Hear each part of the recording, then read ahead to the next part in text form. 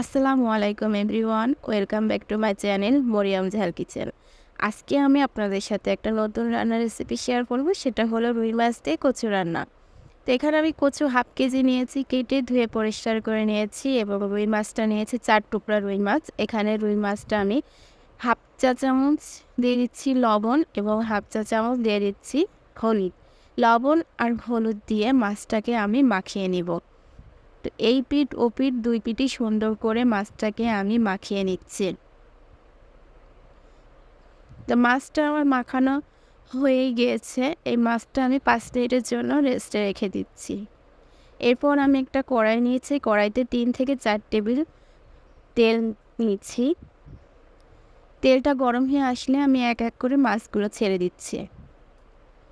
মাছটার আমার এক পিঠ হয়ে গিয়েছে, এবার এই পিঠটা ভাজা হয়ে গেলে মাছটা ভাজা হয়ে যাবে।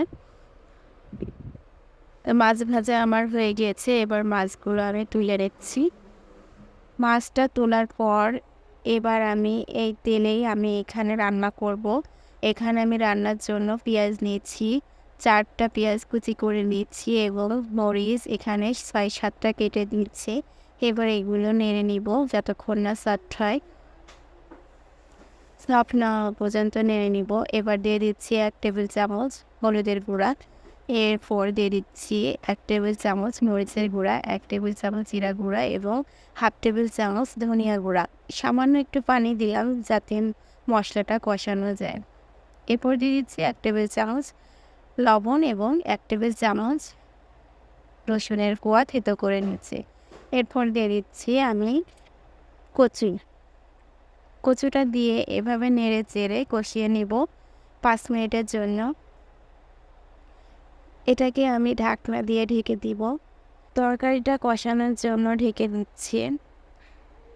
আমার এই কচুটা কষানো হয়ে গিয়েছে, নিচে লেগে লেগে যাচ্ছে, তাহলে বুঝতে হবে যে কচুটা কষানো হয়ে গিয়েছে। এবার আমি এখানে ঝোলের পানি দিব। এখানে আমি 2 কাপ পানি দিচ্ছি। 2 কাপ পানি দিয়ে এবার আমি এটাকে ঢেকে দিয়েছি 10 মিনিটের জন্য। এই যে আমার ঝোলের পানিটা ফুটে উঠেছে, এবার আমি এখানে মাছ দিয়ে দিব। একটু নেড়ে চেড়ে এখানে আমি এক এক করে সবগুলো মাছ দিয়ে দিচ্ছি। মাছটা এই সময় দিলে কি হয়, যতক্ষণ আমার এই তরকারিটা না হবে ততক্ষণ এই মাছটা ফুটলে পারে মাছের ভিতরে সব কিছু চলে যায়, মাছটা নরম হয়, সফট হয়, তখন মাছটা খেতেও ভালো লাগে। এই জন্য চেষ্টা করবেন যখনই পানিটা ফুটে উঠবে তখন মাছ দিতে। তো আমার এই যে মাছটা নরম হয়ে কি সুন্দর মাখা মাখা হয়ে গিয়েছে।